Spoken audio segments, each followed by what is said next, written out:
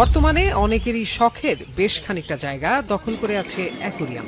বাসা, রেস্টুরেন্ট কিংবা অফিসে শোভা পাচ্ছে নানা প্রজাতির রঙিন মাছ। দিন দিন এই মাছের বাড়তি চাহিদায় বৃদ্ধি পাচ্ছে চাষও। রজাকপুর মহল্লায় রঙিন মাছের খামার করেছেন যুবক কামরুজ্জামান।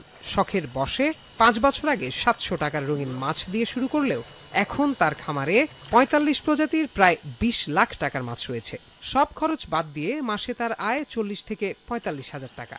মূলত 700 টাকা দিয়ে প্রাথমিক অবস্থায় শখের বসে শুরু করি, তারপরে এটা আস্তে আস্তে বিজনেস আকারে পরিণত হয়। এখন আমার খামারে প্রায় 45 প্রজাতির রঙিন মাছ রয়েছে। মৎস্য অধিদপ্তর থেকে এ বিষয়ে সার্বিক সহযোগিতা প্রদান করা হচ্ছে বলে জানান এ কর্মকর্তা। অ্যাকোরিয়াম মাছের উপরে নতুন প্রদর্শনী স্থাপন বা পরামর্শ প্রদানের জন্য বা প্রশিক্ষণের জন্য আমাদের ব্যবস্থা রাখা হবে।